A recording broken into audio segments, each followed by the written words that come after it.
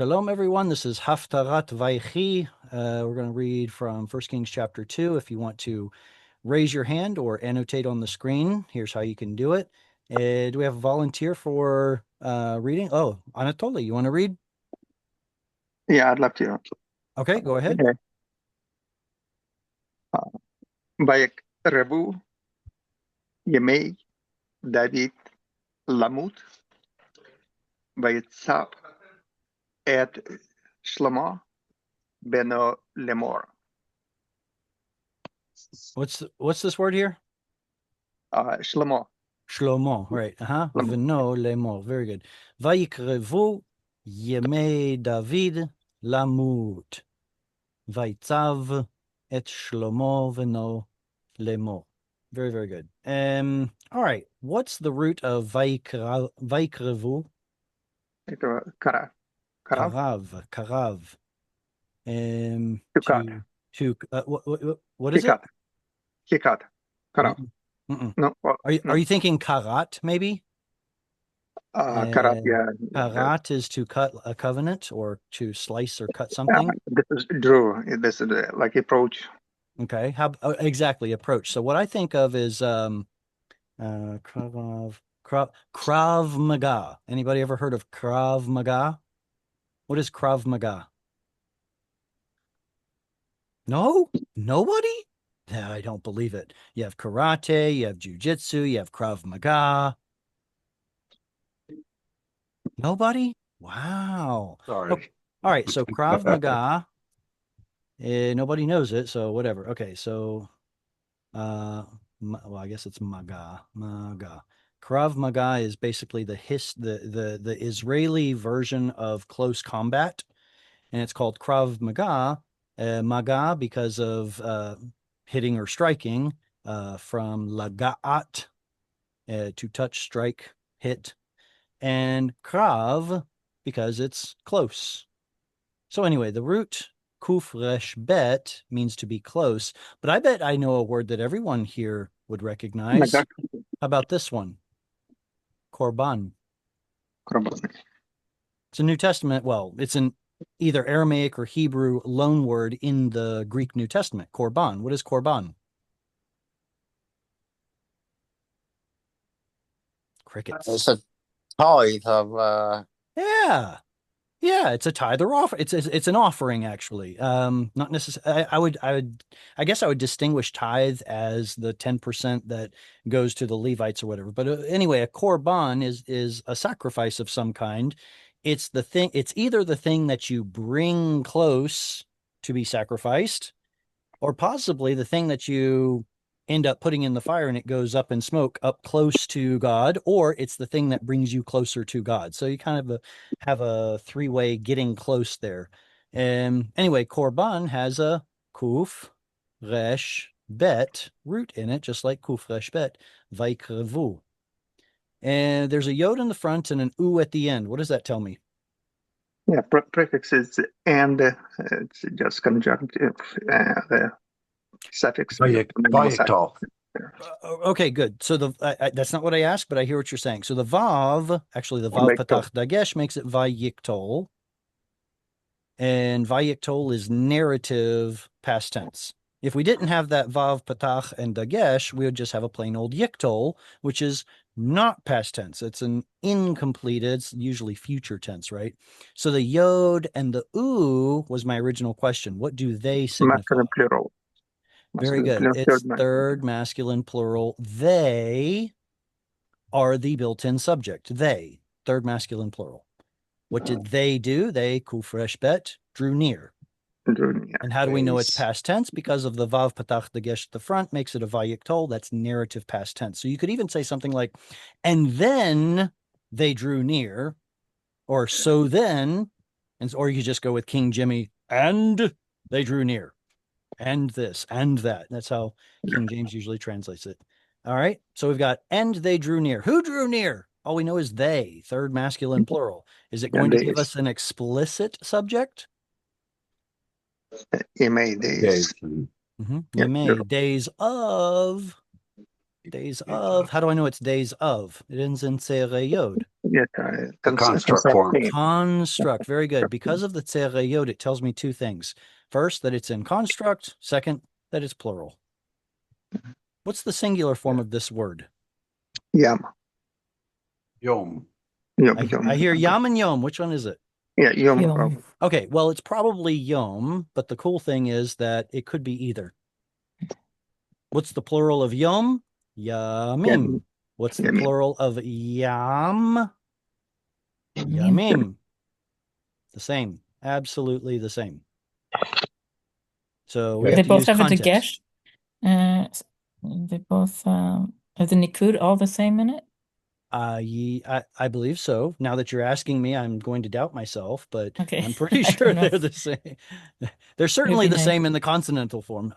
They're pronounced the same. I'm pretty sure they're the same. Ya, mim, and ya. Yeah, I think they are. Yom Mm. and yam. So what is a yam? The sea. And yom is a day. Okay. It's day. So yom is the singular form, yamim is the plural, or we turn that im into a tsereyod, and that becomes the construct form. Oh, wait, but that's going to be too far from the stress, so now it turns into a shva, oy vavoy. There we go. Yemei. Okay, so the days of what, David? So here's Of our David. construct form. The days of David drew near. Don't really know what that means yet. Must be some sort of a figure of speech in Hebrew. The days of David drew near. Well, meaning the end of his days, because that's why we get the la mut. All right. What's the root of this word, la mut? Mut. It's a little irregular because there's a vav in the middle. Yeah. Mut. And what's the la doing out front? Infinitive two. construct. An infinitive construct. Both correct. So to or in order to, To that. for, and it is an infinitive construct, a fancy term that means to do something, and it's not an absolute. Gosh, how do you define that? I don't know. I don't want to get into absolutes yet. Absolutely not. Vaitzav et Shlomo. Wait a second. Where's my verb in the next part here? Vaitzav et Shlomo v'no lemor, blah, blah, blah. Where's the verb? Tab. Yetzav. Yetzav. Vaitzav. Yetzav. Okay. Is it a vayiktol? Does it have a vav No. patach dagesh in front? No. No. Should It's it? Dagesh, it cannot take a dagesh on the shwa. So it's one of those coal mine or Skinnem Levy letters. Right. Though the yod has a Right. shva, sometimes it just simply says, no, thank you. I'm not practicing right now. And it will not take the dagesh. But when you see that vav and patach, that's a pretty good Big indication that we're looking at a vayiktol. There should have been a dagesh there, but there's not because yod doesn't like to take it with a shva. Anyway, what's the yod signify out front? What's the meaning of the yod? Yiktol. Okay, yiktol, yes. Yiktol? What else? There are lots of yiktol prefix letters. Masculine singular. Probably. There you go. It tells us that he, 3ms, that he is the subject. And so what's the root? Yetzav. The yod tells us he. Tzadi vav yud. Tzadi, vav, and Vav, then yod. there's a missing letter here. Yod. It's a missing Yod. yod. Yeah. It's a missing yod. Sorry. We'll see this. We'll see this verb usually show up with a mater letter, a vowel letter hey at the end, like tziva. It means he commanded. There's still no yod there. So how do we know there's a yod missing? How do we know there's supposed to be a yod in the root? We're just guessing? Hey, just dropped with letter. The hey is indicating a vowel sound that is vestigial after the yod, consonantal yod, dropped. So this word tziva should have originally been something more like tzivai. Tzivai. Or even I guess tzivei or something like that. But the point is that was too hard to pronounce. Hebrew simply dropped it and left a vowel letter hey at the end as a vestigial remnant of what used to be a yod.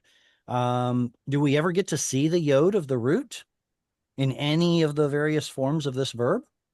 Vayechi. Ah, so here's a katal, past tense, whatever, completed tense verb.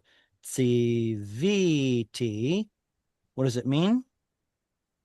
I I commanded. charge. I I charge. commanded. I commanded or I charged. The T at the end tells us that once yes, I did it. And there's your Comes. root. Tzadi, Vav, Yod. Absolutely. But Yod is one of those weak letters that drops out half the time, so or more than half the time. And all right, so Vaitzav, and then he commanded or charged whom? Did you, Shlomo.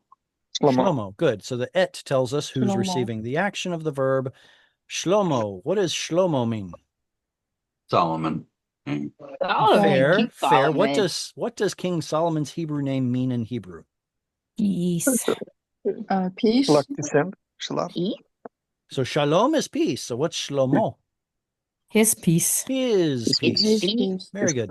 Wait a second. I thought that if something belongs to him, there should be a holam vav. Not always. Originally, it was not so. Hey was the original letter to represent O sounds, and it was only after Solomon's time that vav came to represent O sounds. Originally, vav only represented oo sounds.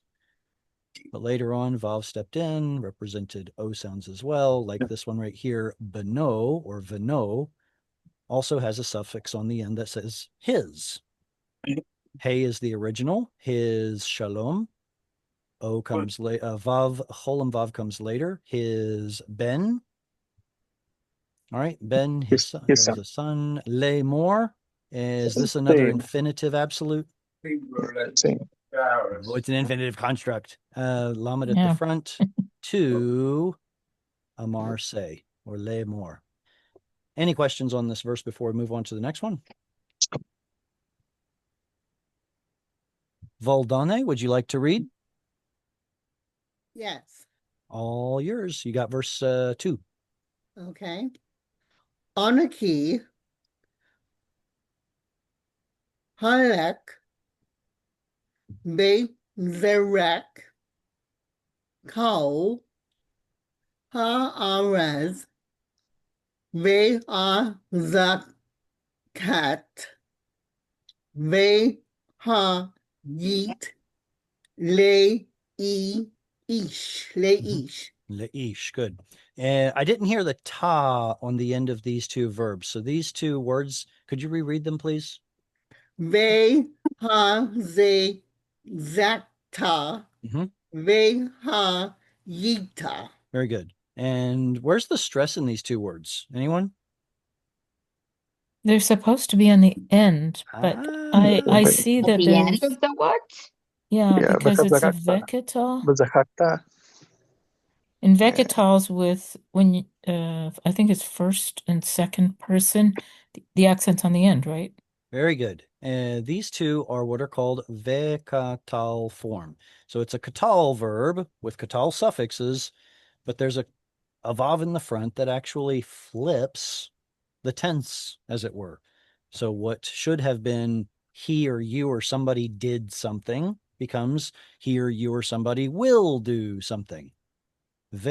Vechazakta has the stress right here. The first person I did it and the second person you a man did it. We'll see a shift in the stress in the vekatal form. Only those two person, gender, number combinations will see a shift in the stress. So the stress should have gone here. Chazakta. But because this is a vekatal, it becomes vechazakta. And that little thing right there indicates to us that the stress has moved. And Tifta. so where's the stress in the other vekatal verb here? The same. I cheated and I listened to the guy Penult- that reads the Hebrew, and he put it on the penultimate stress. Yeah, Penultimate. hayita. Now, why would he do that? We just came up with this fancy dancy rule that says vekatals in this person gender number will see the stress move. So what happened? Mm. Why isn't it right there? Because Hebrew doesn't like putting two stressed syllables in a row. The next word is essentially only one syllable long. I know that there's a l at the front, but that's not a syllable all its own. Leish is deemed apparently by the Masoretic scribes as a single syllable word, and its stress is on that syllable. And we cannot have two consecutive stressed syllables. So Hebrew will concede and bring it back one. You'll see that happen a number of different times. And I don't have a good example right in front of me, but if we run into more of them, I'll be sure and point it out. That's Cool. the reason. So there's like this hierarchy of rules. Yes, the stress is supposed to be on the final stress if it's a vekatal and I or he, you, a man, is the subject, unless it's preceding a word that has stress on it, that has unless the stress is following. Yeah, we can't have two syllables that are both stressed in a row. Mm. Okay, so what about this one? Holech is stressed, and bederech. Those are two stressed syllables, one after the other, right?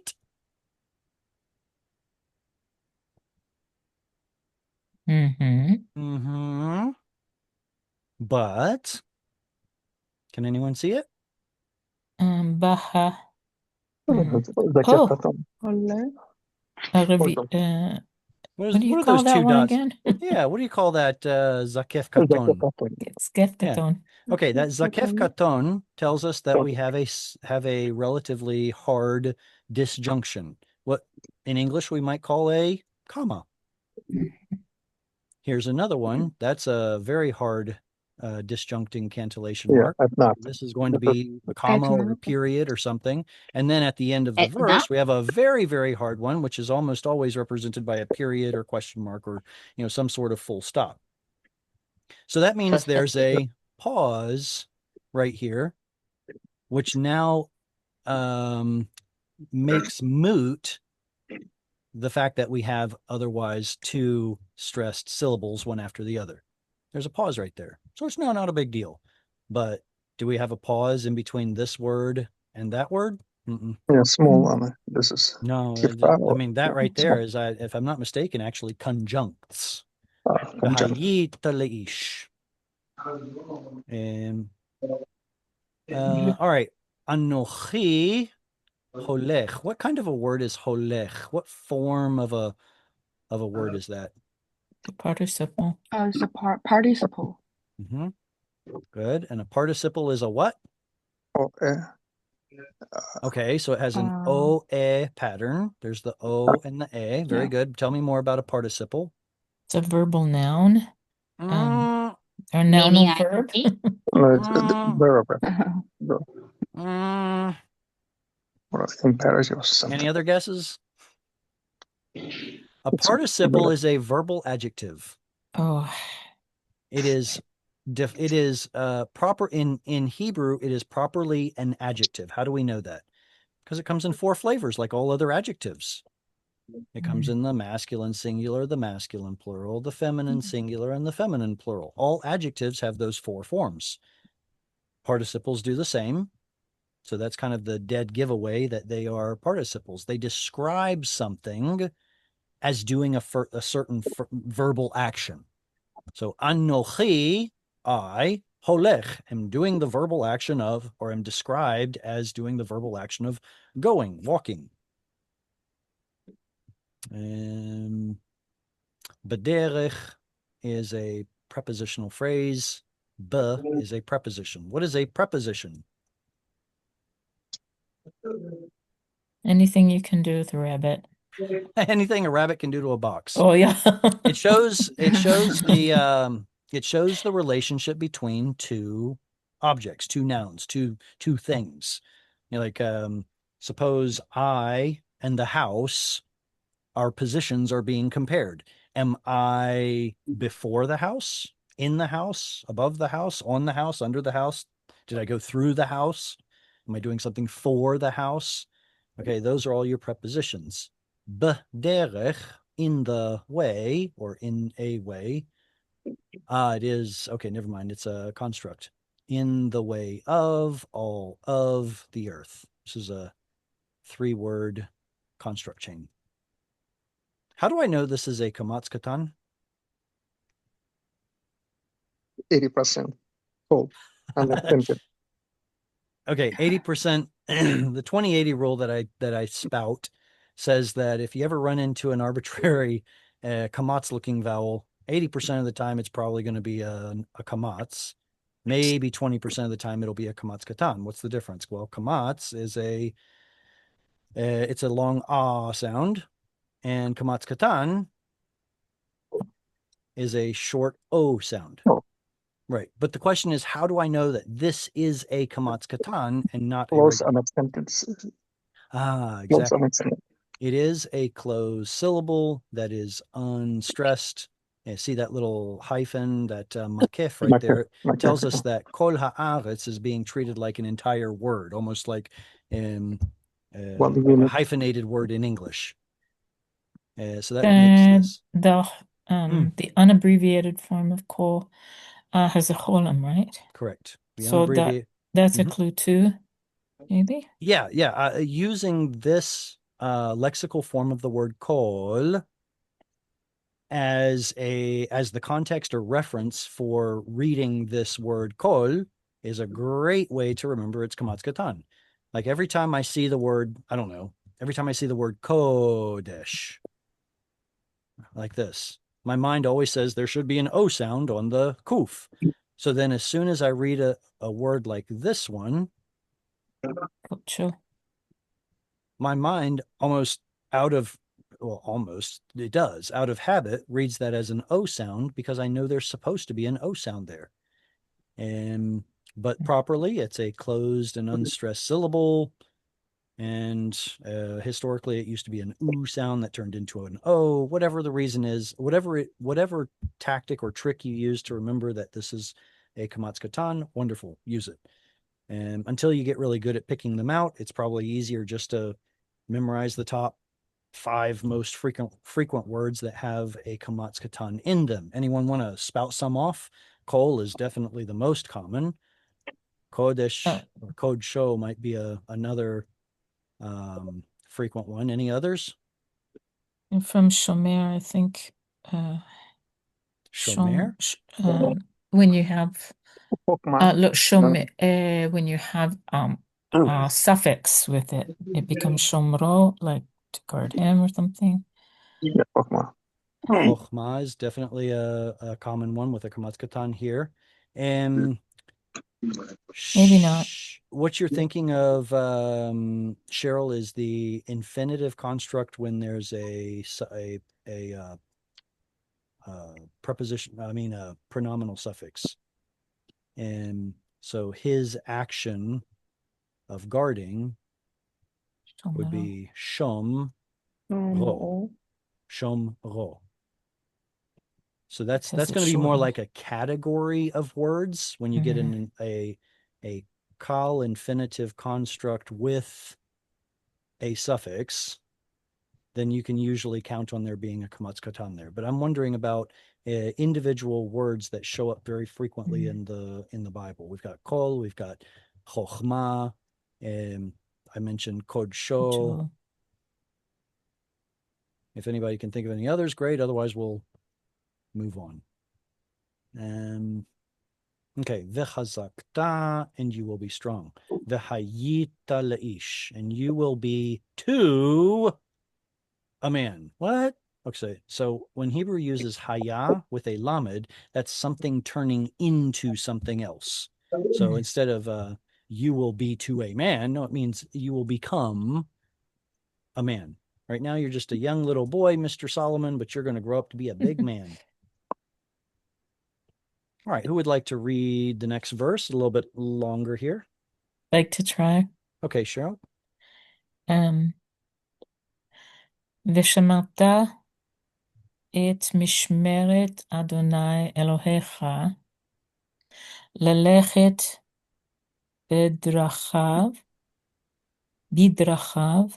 לשמור חוקותיו, מצוותיו, משפטיו ועדותיו, ככתוב בתורת משה, למען תשכיל את כל אשר תעשה, ואת כל אשר תפנה שם.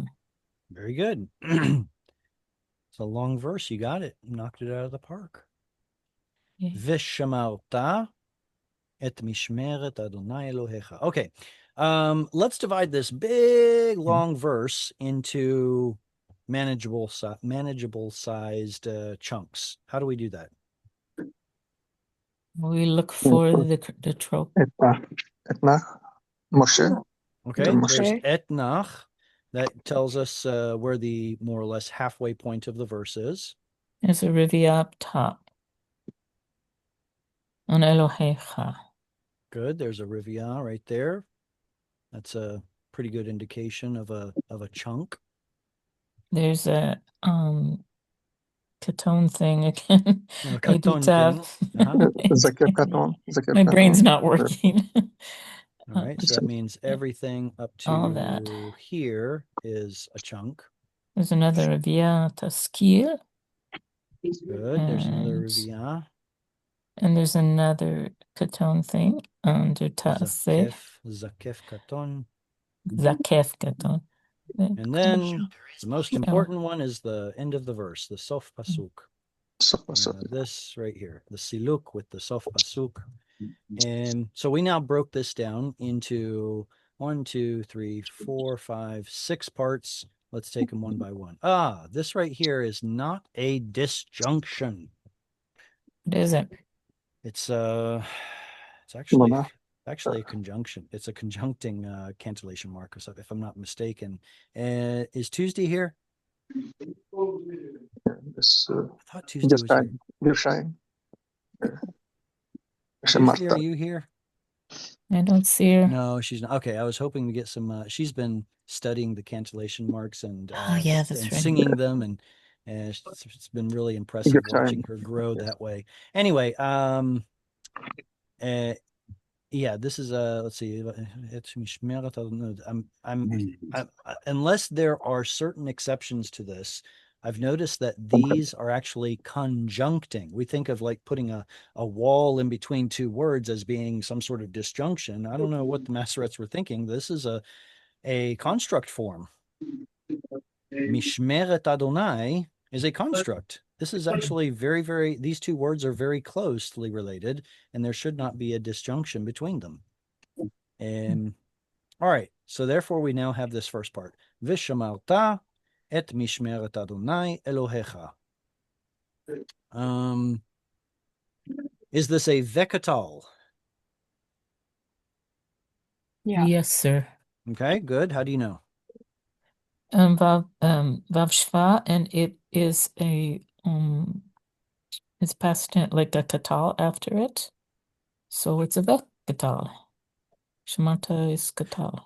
All right, we have a katal suffix. We have a v. That's a pretty good indicator.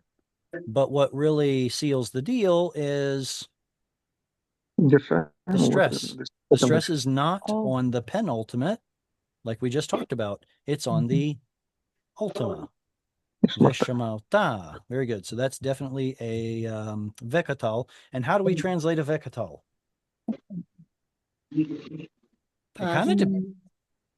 It kind of depends on the preceding verb that is a non-vekatal. So if it's a yiktol, then all of the subsequent vekatals will be translated the same as that yiktol. If it's an imperative, then all the subsequent vekatals are going to be translated like that imperative. And you shall keep et, there's direct object marker, mishmeret Adonai Elohecha. Do these two words have the same root? Yeah.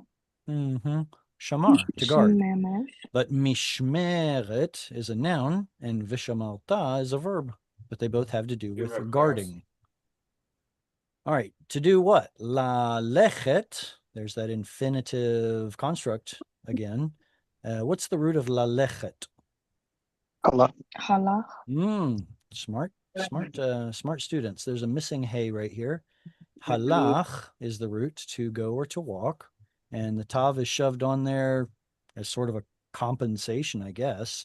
The hey went missing, so the tav was put on there to make it look like it had 3 root letters. And to walk where? Bidrachav. What is B? Preposition. In his way. Mm, Position in way. his way. In, what's the vav? Yeah, his. Good. And what's the yod? His. Plural. Ways. Plural. Plural, exactly. So the b is a preposition, in. Vav means his. Ways. The yod makes it plural, and then dalet resh kaf, well, that's darach, derech. It's a path, a Derech. way. By the way, there is a verb, darach. Does anybody know what it means?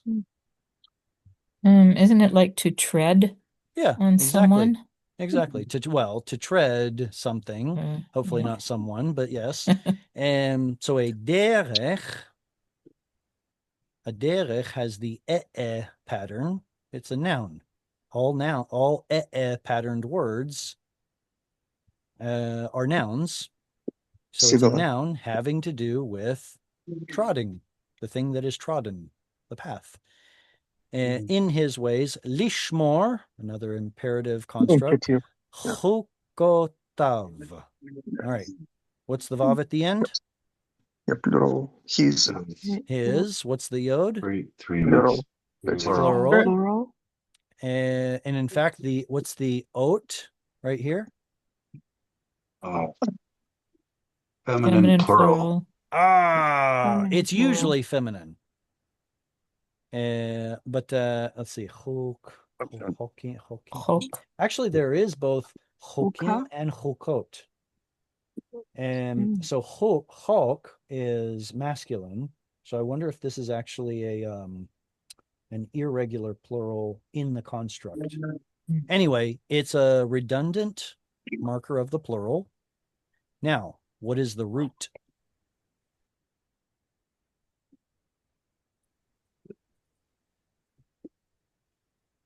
Anyone? What's the root?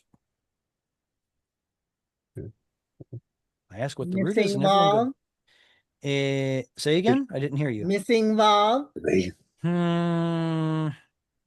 Okay, so it'd be fair to say there's a missing vowel because you see that oo vowel. But let me draw your attention to the consonants here. How many consonants have I just circled? 2. Yeah. 3. 3. There you go. Okay, so what you're 3. looking at here is chet kuf kuf. It's Chet kuf ein. kuf. Yes, very good. It's Geminate. it's a geminate ein root. Chet kuf kuf. The pattern should have originally been chok, like this, and these two simply collapsed into one letter. Do we know any other words that have an original pattern like this? Yeah, Sabi. No. Yeah, yum. Yum. Yamam.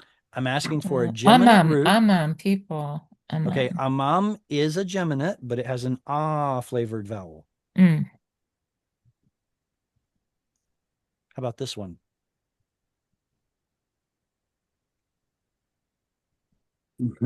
Kulo. Kulo. So the O on the end is his or him, and you're left with kaf, double lamed. It's also another geminate. But that one's, what is kol? Kul, kol? All, exactly. So in the suffixed form, we get an original oo vowel that without a suffix on it turns into either a holam or a kamatz katan. All right, how about another one? How about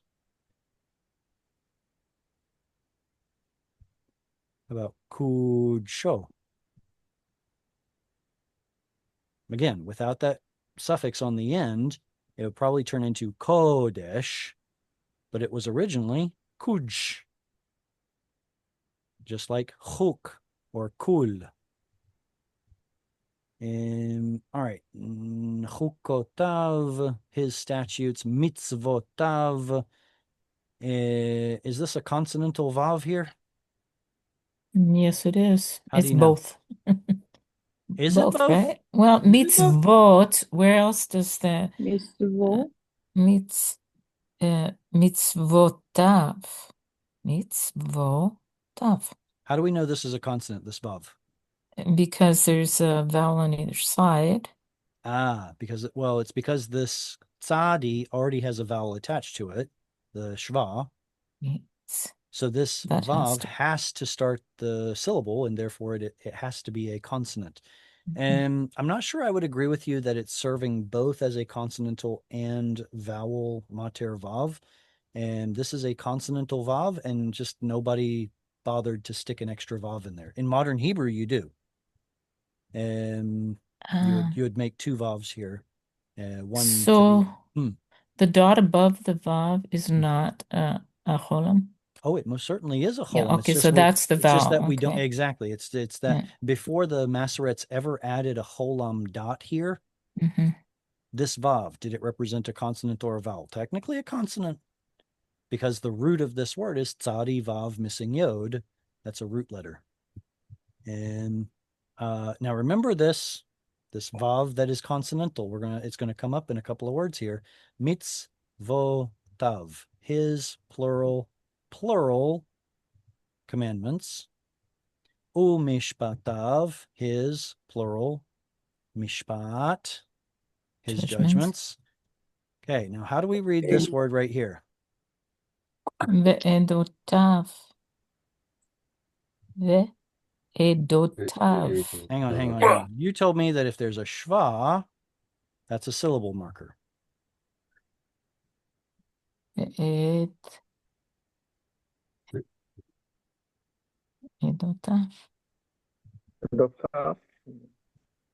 It looks, honestly, because of this shva right here, it looks, and because of the long vowel here, I would split it up like this. Ve'e devotav. No, nobody's actually gonna say that. But remember that vav was originally a W sound, right? So this would have been ve'e duotav, or something like that. Well, look, there's a shva right there. Now, will any Israeli in their right mind pronounce this way? No, they won't. They'll say, obviously, the Masoretes made a little bit of a mistake, an oopsie, a boo-boo, whatever, and it should be the edotav. But I half wonder if this is also supposed to be, wait a second, ed, va'ad. No, the root of ed is vav ein daled, isn't it? Va'ad, ed, ud. Or is it ud? I think ud is different. I think it's vad. Anyway, so it's kind of nifty to see a shva right there with a cholam vav after it. Edotav, his plural testimonies. Kakatuv, like the written. Katuv. What kind of a word is this? Passive participle. Passive participle. Passive participle. Betorat Moshe. Is this a construct chain? Yeah. How do you know? Tav. Because Tav. the original tav in the word Torah, the original tav came back. Torat Moshe, the instruction of Moses. Lema'an. To the, what is ma'an? Ma'an is something that is and that. Sort of for the sake of. It's for the sake. Yeah, it's translated as for the sake of. I'm just trying to remember. See, the word ma'an technically is a noun. It's a segulate noun, like ba'al is also a noun. And I'm just trying to remember what the noun means, but it eludes me at the moment, so I'm not going to waste time. Come on, Vayechi, Daddy. Lama'an taskil. What binyan is this word taskil? He feel. He feel. He feel. How do you know? Yeah, First off, patach. I'm sorry. Let me slow down. What does he feel mean? Positive. False. What does he feel mean? Causative. Positive. Causative. Okay, so someone is causing something to happen. How do you know it's a he feel? Patach. Haftarah. Primarily the patach, secondarily the chirik yod. Yes. Yod. And the tav at the front is a yiktol prefix letter tav u, masculine singular. The root is sin kaf lamed, having to do with sechel, Brain. for I was about to say frugalness. No, that's not it. Mind. Yeah, prudence. Prudence. Huh? So taskil, that you may be prudent or you may prosper. Et kol asher ta'aseh, all that which you do. What's the root of ta'aseh? Asay. Asay. Say. Yod. Ein sin missing yod. Very good. And ve'et kol asher tifnei sham. So there are two things that David wants his son Solomon to prosper in: everything that you do and everything that you turn to it or turn thither to do. Sham means there, right? There. So that you turn there, that you turn thither. So tifne, that's another yiktol verb, just like taskil, ta'aseh, tifne, you. Questions on this verse?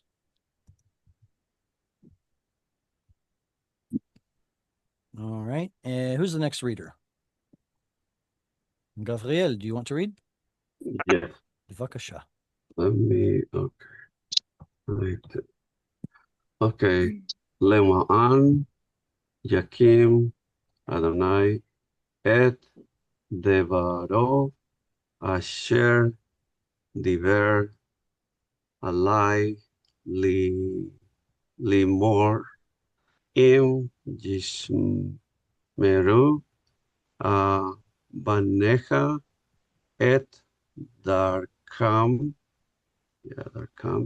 Lalechet, Lefanai, Be'emet, Behol, Lebabam, Ubehol, Nasham,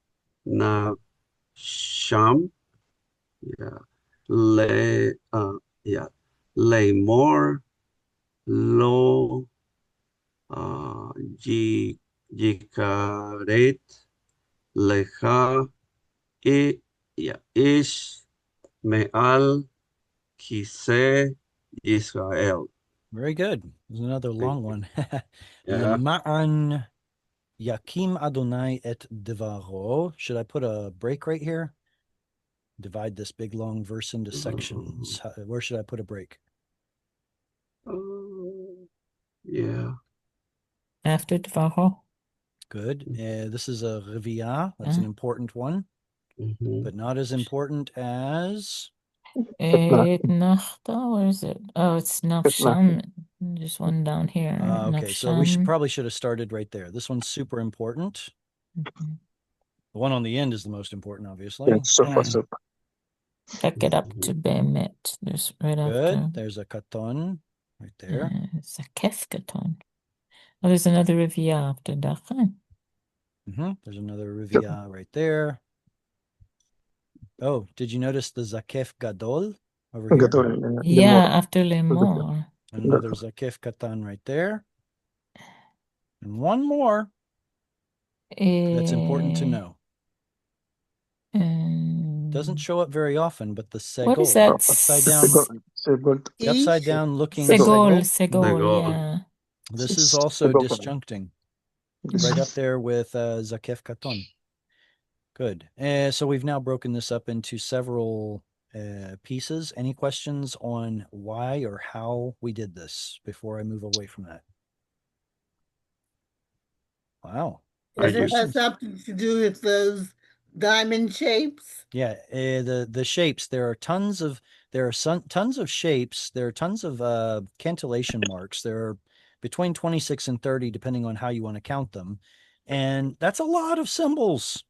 So the way I go about it is I teach my students to look out for certain most important symbols. So the most important will be the end of the verse. The second or equally most important will be that etnach or etnachta.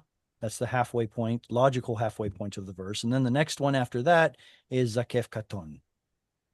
Then, as you learn them a little bit better, you'll commit to memory like the zakef gadol, the segol, the diamond, which is revia.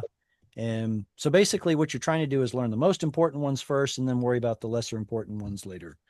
And that'll help you divide the verse into smaller and smaller chunks. Theoretically, you could keep dividing all the way down to the word level if you knew all 26 cancellation marks and you knew how to conjunct and how to disjunct and blah, blah, blah.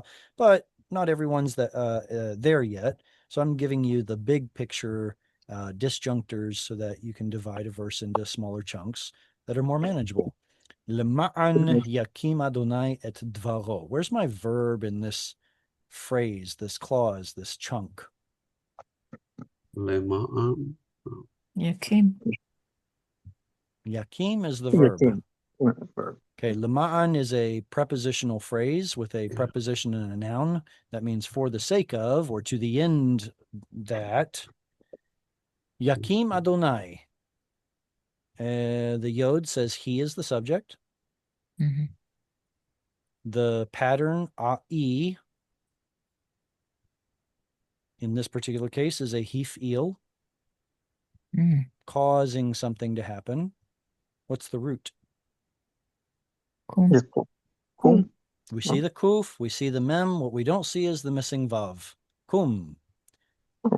Kum is to arise. Yakim is to cause something to arise, to make it happen, to make it come to fruition, whatever.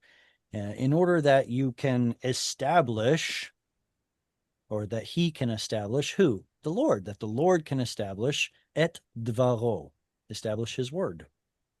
What word? The asher gives us more information about what we just said. Here's some more information. Asher diber. He spoke. Which he spoke, and therefore we can use the 3ms of the he spoke to attach back to the 3ms of the his, or the 3ms of Adonai, which it refers to know who spoke. The Lord spoke. Alai, over me, concerning me, lemor, saying, okay, now we have a quote within a quote, right? Saying, im yishmeru, if they will guard. Who? Vanecha, your plural sons, your children. If your children will guard et dalkam, the derech of them, their way. If they guard their way, lalechet, to walk, lefanai, to my face, or before my face, before me, be'emet, In faithfulness. in emet, faithfulness, truth, something that's unwavering. What's the root of emet? Amen. Amen. Amen. Mm-hmm. There's a missing noon. The root of this word is the same as amen. It's the same that the same word that everybody uses at the end of a prayer. Amen. That's amen. Let it be unwavering. Truth is not wavering. It is unwavering. It stays the same. By definition, it is exclusive. All right. If they would walk before me in faithful, unsteady, in faithful unwaveringness, bechol levavam, in all of their levav, heart, uvechol nafsham, and in all of their nefesh, being, soul, Uh-huh. being. Yeah, nefesh is like the entire Living, the yes. it's like the entirety of an individual. Primarily an It's animate physical being, but later on, because of Hellenistic influences, it gets translated as soul, because Aristotle says that he has an invisible soul that will continue after his body dies. That's Aristotle. No, excuse me. It was no, it was Plato. Stop it. It was Plato, not Aristotle. Plato said that. And Lamore saying lo yikaret. Uh-oh. Lo yikaret lecha ish. What's the root of this word? Yikaret. To cut. Do not cut. Certainly looks like that. What's the yod doing out front? Yiktol. Good. Yeto? Yiktol yod, 3ms. Good. And what's the pattern? Ia. Nifal. Nifal? Nifal. And nifal is usually either passive or reflexive Reciprocal. or what? Reciprocal. Reciprocal. Thank you. Reciprocal? Yeah. Either passive or reflexive or reciprocal. And so we're trying to think of he will be cut.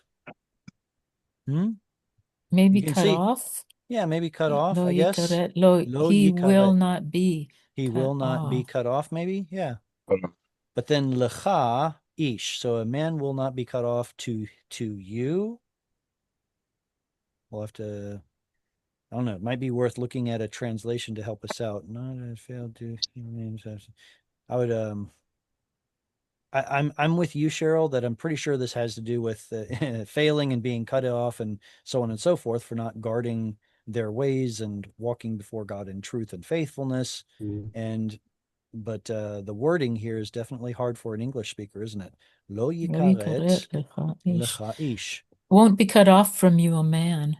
So I think this is God speaking to David about his son Solomon. So God is saying, a man will not be cut off from you, O David, meaning you're not going to lose any one of them. That's kind of messianic. Me'al kisei Yisrael. From upon the throne of Israel. Now the context makes sense. He's talking about each of the men that's going to be part of David's dynasty, lineage. Okay. I had a Comments? question. Please, what is your question? The cantillation marks, they are for the end of phrases? Yes, that's a fair way to put it. Yes, the cantillation marks will indicate the end of whatever flavor that cantillation mark is. See, the thing is that there are 5 different categories of cantillation marks, all the way from most disjuncting, like a comma or a period, to most conjuncting, like a hyphen or something. It ties the two words together. I'm teaching you the most disjuncting ones. And then the better you get, the more you learn about the ones that conjunct and don't allow for any hesitation or pause between words. But yes, that's a good way to put it. Oh, okay. Thank you. Yeah. All right, this is a huge verse. I actually had to shrink it a little bit to make it fit on the slide. Who would like to read this gargantuan verse? Eileen, you're up for a little. Okay, go ahead. Okay. Begam ata yeda'at et asher asa lo Lee. Yoav ben Zeruiah asher asa leshani Sareh. zevaot Uh-huh. Israel le'Abner Le'avner. ben Ner ve'la Azavna Mhm. ben You're Yeter stupid. ve'Yahagargam Vayashem Dami min lachamanet beshalom B'shalom. beshalom beyanet no yatan Vayiten. Are you at Vayiten vayeten Deme? Uh-huh. dame Deme. min lachama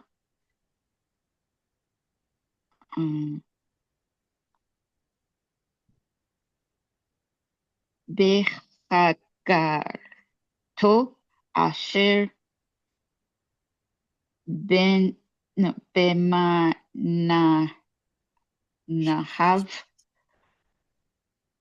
B'mo- uben nalo asher begar le'an.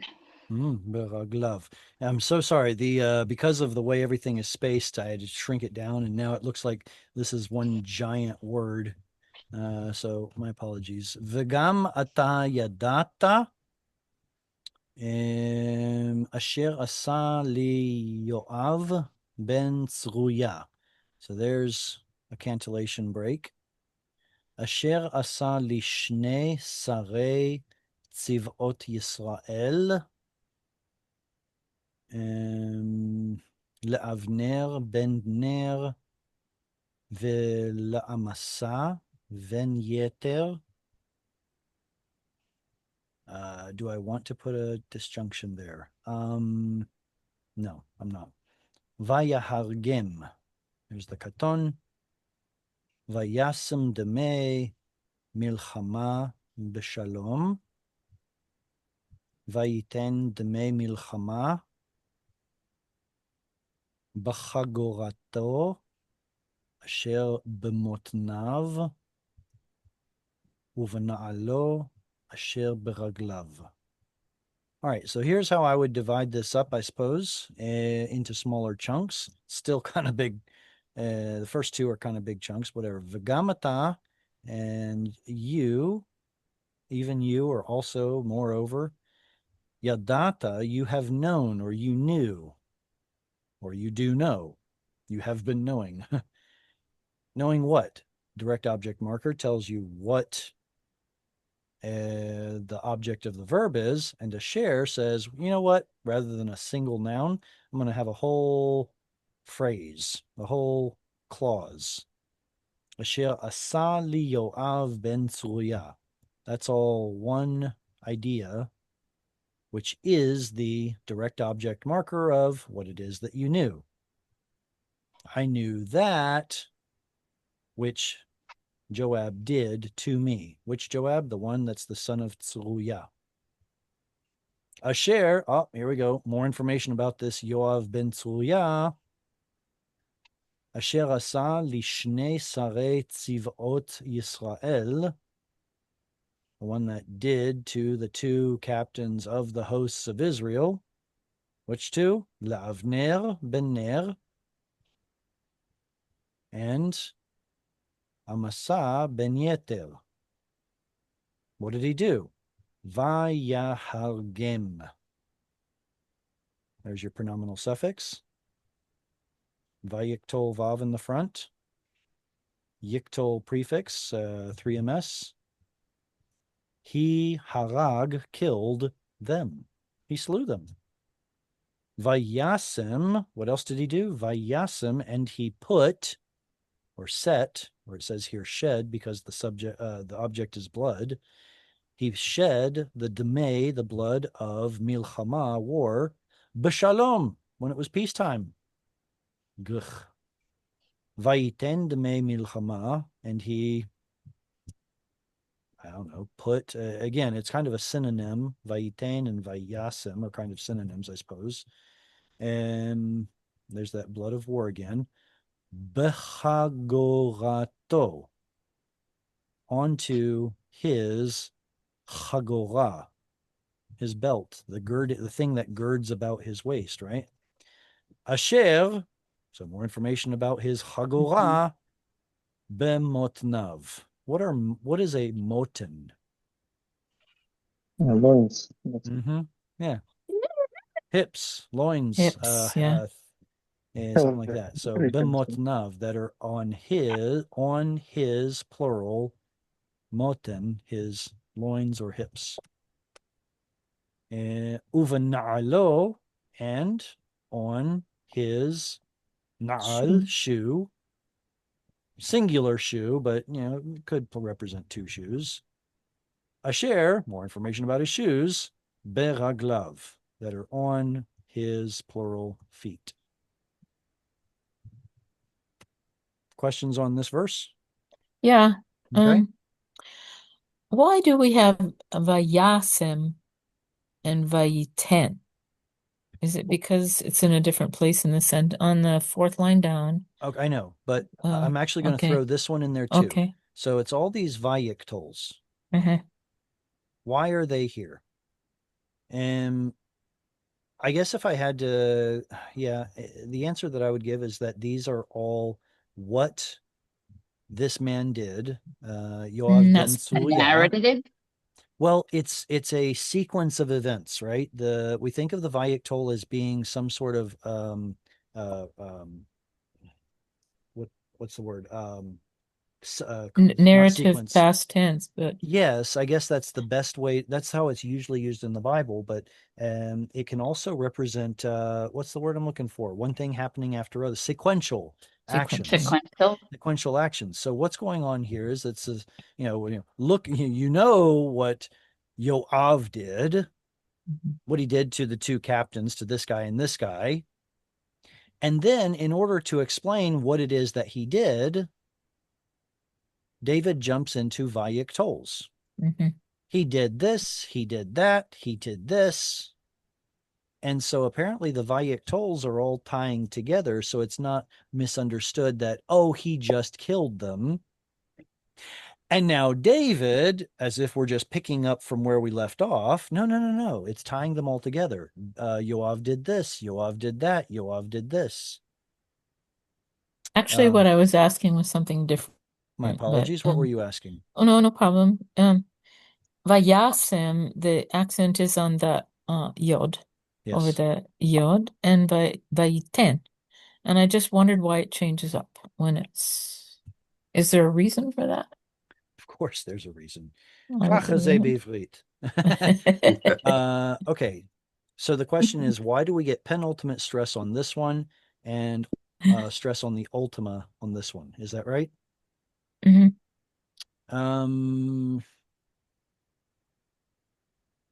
Now I'm wondering if there's ever any place in the Bible that it would actually be Vayiten.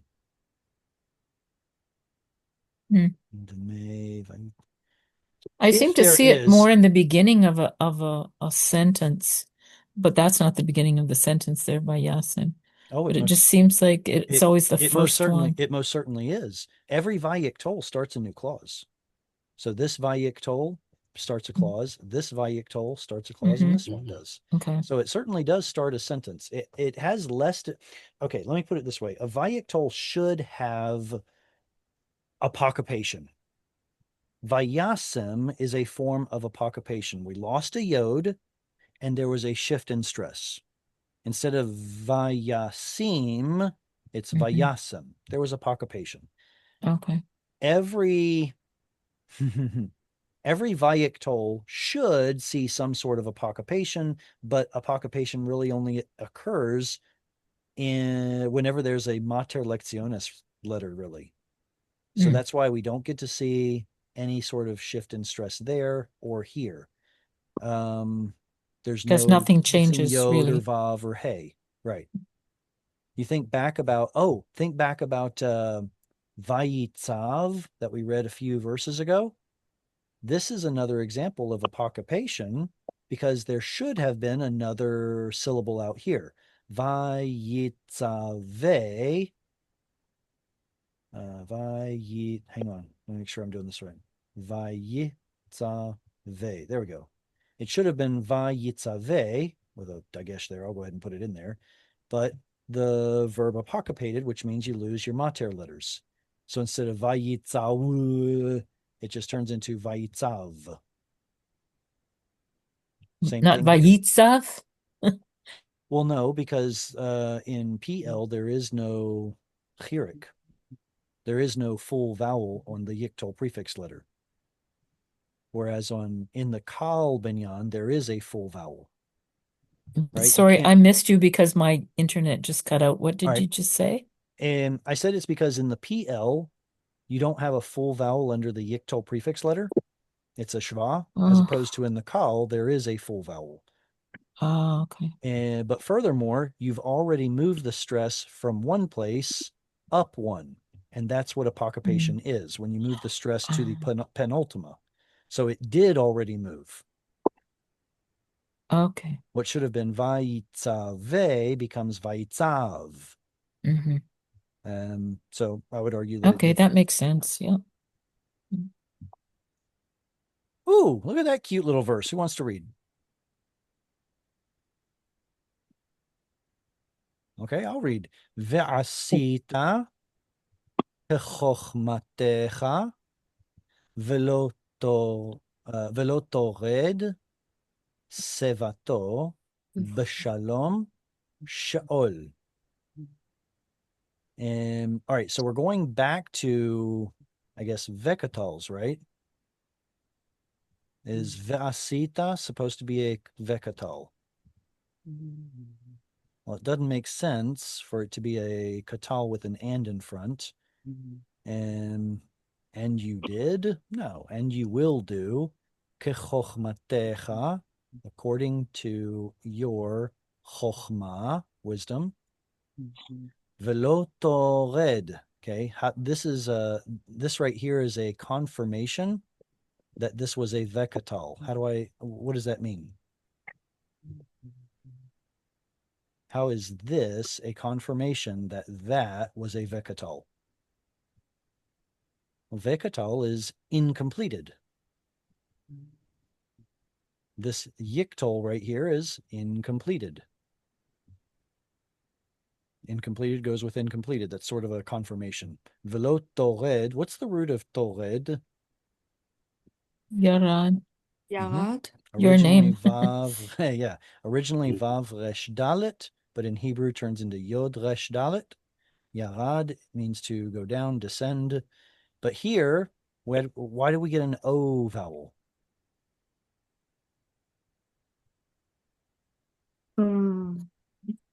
Is it a he field? Yes, exactly. So what should have been tau read becomes tored. Excuse me, I skipped a step there. Tau read is what it should have been, like this. But this owl is what turns into O. So that becomes to read. Is that what we have there? To read? No, that's to read. So how do we get from here to there? How do we turn this chirik into a tzere? What's going on? It's apocryphated. It's shortened. Certainly looks that way. It has the darga or this puzzle, no? I don't think it's because of that. Huh. You know what it actually looks like to me? It looks like whoever was writing this was thinking Jussiv in their mind, even though it's not Jussiv because that's the word lo instead of al. Jussiv is what you use for negative imperatives, right? Don't do something. That's what it looks like to me. So what should have been velo torid has become velo tored because in adjussive, al tored, you're going to lose the yod in the adjussive form. But whatever, whether it's a tzere, hirik, yod, they're both basically the same class of vowels. And even though I put that as E and this is I, the point is that E and I vowels all were related, one single related vowel. O and U vowels were all one single vowel, and A vowels were also three original vowels in Semitic languages. So anyway, all of that I see as a single vowel. Velo tored, and he shall not cause to go down, descend, whatever. Sevato. Seva, hoard head, also known as gray head. His gray hair is his old age. B'shalom, don't let his gray hair go down in peace. Sheol, to the grave. Referring back to whom? Who is the one that shouldn't go to the grave in peace? Yaakov. Was it Yoav? Joab Yoav ben Tzuya. and Yeah, this one right here. Yerseruya. Yeah, that guy right there. And Because he was kind of a punk. All right, next verse. Who wants to read? I'll read. Please go ahead, Voldane. Bilevne bar zila hagil adi ta'ase he said veha ha'u be'ork le shu ha neka ki kan kar kavu a la be var he mi mipne av shalom ahika. Very good. Only one teeny tiny little mistake. What's going on with this word right here?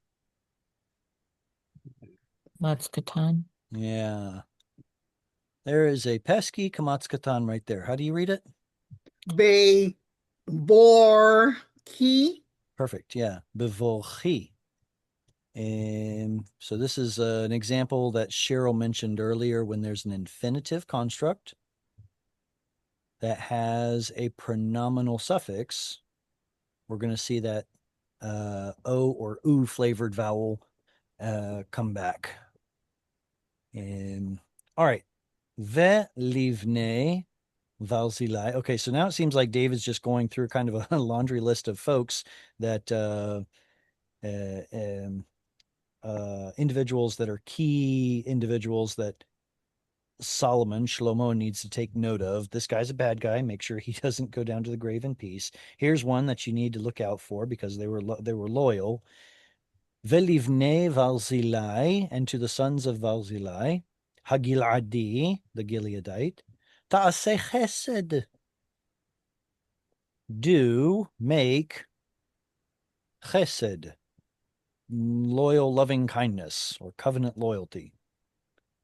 Vehayu be'ochle shulchanecha, and they shall be at the table of, at the food of your shulchan, table.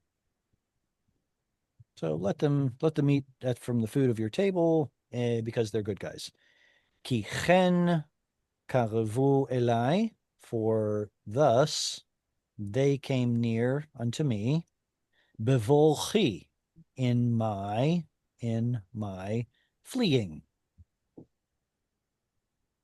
Mipnei Avshalom, from before Avshalom, my son. Achicha, your brother. What's the meaning of Avshalom? Father of peace. Was he the father of peace? No. Not so much. Okay, sorry. Questions on this before we move on? All right, next, Anatoly, do you want to read? Yeah, I'd like to read. All right, go ahead. Behine imcha Shim'i ben Gera ben Chaimini Mibachurim Bechu Kirlani Kilala Nim Retzet Beyom Lechti Machanaim Bechu Yarad Likrati Hayarden Baishak Baeshaba Lo Adonai Lemor Im Amitcha Bechareb. Bechave. Very good. Okay. Help me divide this up, please. Yet Nacht divided right here. Et Machanaim, and can divide it on just a second. Tili Shekaton Zerga. Maybe Sami, Mibahur Rim Segol, no? Or yeah. Oh, So Mi Pasuk is Bachorim different. is a segol, Bechor, yes. yeah.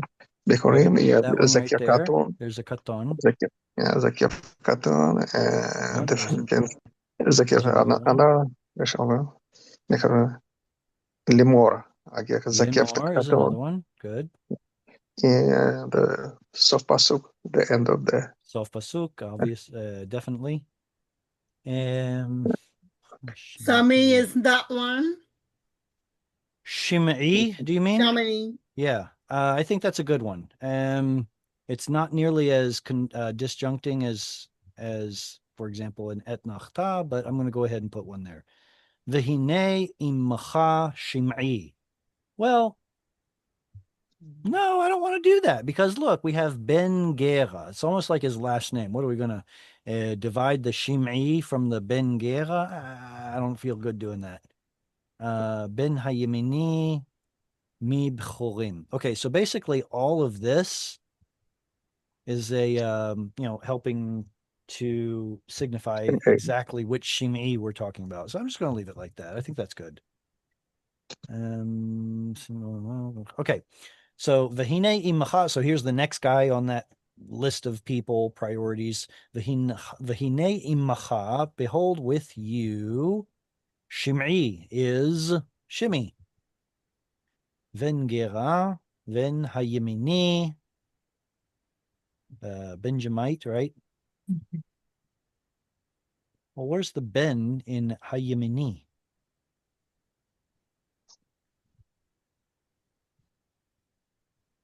Ben. There is no Ben. Ben Right there. Hayemini. Okay, so the Ha is between the Ben and the Yemini. Like, for example, if you want to say the Bethlehemite, you would say Beit Halachmi. Beit Halachmi. So this is still a Benjamite. Mi Bachurim, from Bachurim. That's cool. Vehu Kilelani. What's going on with this word? What part of speech is it? What root is it? Do we have any prefixes or suffixes? I don't know why I think it's a PL. Ding, ding, ding. Yeah, there's a chirik under the first root letter. What should be a dagesh, but we don't get it because it's a liquid letter. It's a coal mine or skinnem levy letter with a schwa. And then somebody's got this highlighted here. There's a suffix, ani. Ani is the suffix me. Someone did something to me. Kilel ani. He cursed or made light of me. This is this kuf lamed lamed is where we get the word kal from. What does kal literally mean? Easy or light. Light. Easy or light. So in the PL, you are making light of someone. You are essentially mocking, not mocking, cursing making light of them. It's not a good thing. And how did he curse me? Klala nimretzet. A curse that is grievous. I think it kind means of- like vigorously or something like that Ooh. in modern Hebrew. Meretz. What is a Meretz, like meretz? strength or strongly or something. Yeah. Meretz, if I'm not mistaken, is a political party. It's Yeah, I think so. like, yeah, I can see the picture of someone being very animated. I just can't remember how to translate it into English. Meretz. If somebody's able to look up the word meretz in maybe a modern Hebrew dictionary and let us I think know. energetic or something. I'll do it. I almost get the feeling of like a rebellion. Meretz. I don't know. No, that's mered. Mered is I a think. rebellion. Okay. But here in nimretzet, it's a participle. It's a nifal participle that is modifying the word klala.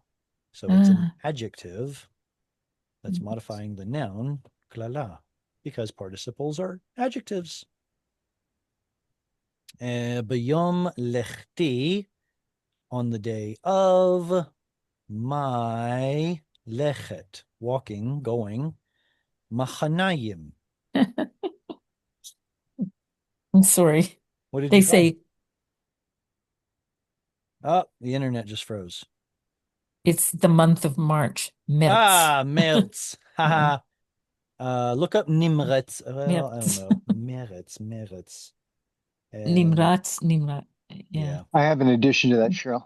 It also has vigor, energy, strength, runner or sprinter, or to run. Vigor. Okay. They would say Yeshlo Meretz. He's got vigor. Get up and go. Yeah, he's got spunk. Vehu yarad. I guess he we're has still energy. Yeah. We're still talking about Yeshlo Shimei. Meretz, he has energy anyway. He has energy. Okay, so still talking about Shimei, we say Vehu yarad, and or but he came down, likrati, to happen upon or to meet me, hayarden. Oh, has anyone ever talked about maybe you guys have had a teacher that talked about this already, the meaning of the name of the Jordan River? Go down. You'd think so, right? Because you have the yod, the resh, the dalet, that means to descend. But I was listening to a very informative teacher that suggested, not of her own merit, but from somewhere else, that it's more likely related to Ya'ol Dan. What is a Ya'ol? That's the word used for the Nile in the book of Exodus. The Nile, Ha-Ya'ol. And so it appears to be either Hebrew or possibly more likely maybe an Egyptian word for a river. And the river of Dan, coming from the place of Dan. Now, this presents a problem because we get to see the Jordan River long before Dan was on the scene. So if this is the true etymology of the word Jordan, it means that somebody fixed it in the Bible later on. It must have had a different name before Dan lived up there. But if it comes from the root yarad, well, it's the downhill river, the river that runs downhill. Yeah, as opposed to all the other ones that run uphill. What? I don't know. Maybe it comes from yarad. Maybe it comes from Yoldan. Anyway, va'eshava. What binyan is the verb va'eshava? It's a vayekto. It is a vayikto. Good. What Nepal? binyan? No, it's not Nepal. It is nifal. You have that trifecta, that trio of vowels right here. It should be e-a, but aleph got in the way, and it becomes e-a. And I did Swear. be swearing or be sworn. So, yeah, so it is technically nifal, so it's something that you're either doing passively um or reflexively. I don't know. Maybe it's reflexive. Do they have to go by the bin like with he feel they say there are some verbs that are not causative, but they're written as he feel. Can that Let happen me with nifal as well? right. So let me word it this way. In English, the English translation of several he feel verbs doesn't feel very causative to us. Ah. But I would argue that the original idea behind he feel verbs Mhm. was causative, and then maybe that denotation shifted over time. The lexical value of that word shifted over time. That's a fair argument. But to say Mhm. that something that was a he feel was not causative, that seems like a big leap of faith that I'm not willing to take. I think Yeah, we're some just teachers are doing that, and I thought, you can play with that. You can play with that verb and make it causative if you right, just right, play around with the exactly. But words. exactly, but rather than trying um to hypothesize about what or how it could have possibly been causative in the past, apparently that's harder than just saying, yeah, well, it doesn't work all the time. Let's just Oh. brush this one to the side and move Mhm. on. Fair, I get it. I'm more like the one who wants to try to figure out, well, how did it used to be causative and now we just don't see it anymore. So disrespectful of history. uh, Mm. so, and I swore lo to him, Badonai lemor, to the Lord, saying, Im amitcha, whether or if I will cause to die you, becharev, by the sword. Eh, Causal. Right. Charev instead of cherev because it's pausal at the end of the verse. All right, let's see. It's actually time for me to scooch. We still have four verses. I'll read through them for your benefit and those who are going to view this on YouTube. Follow along, please. Ve'ata al tinakehu ki ish chacham ata וידעת את אשר תעשה לו, והורדת את שיבתו בדם שאול. וישכב דוד עם אבותיו, ויקבר בעיר דוד.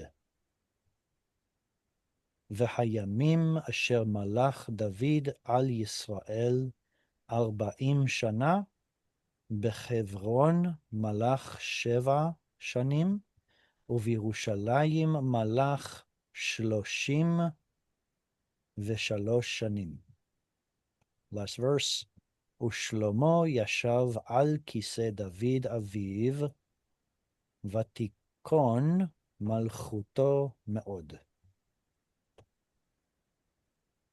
All right. Well, thank you so much very much. Thank you so very much for coming and studying some Hebrew today. Look forward to seeing you all next week. What day is next week? Let's see. The 4th should be fine.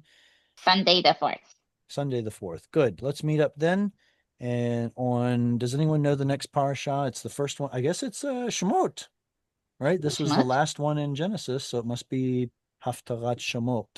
Yeah. Whatever reading that is. What is that going to be? Isaiah 27. Isaiah 27? I love it. Back to Isaiah. Oh, did you guys hear the discussion in the chat about after we get all the way through the Haftarot, maybe we can start studying the Psalms? Does that sound like a good idea? Yeah. Yes, I like that. I'm wondering if I'd maybe love we to should do try to that. hit on certain Psalms first, and some favorites maybe, and then or if we just go through them one by one. Boy, that'd be 150 Lessons. Wow. Either Oy. way, we'll figure it out. Mhm. All right. Well, I'll see you guys next week. Until then, lahitrot. Shalom. להתראות. Shalom. Shalom. Shalom. Shalom. Mm.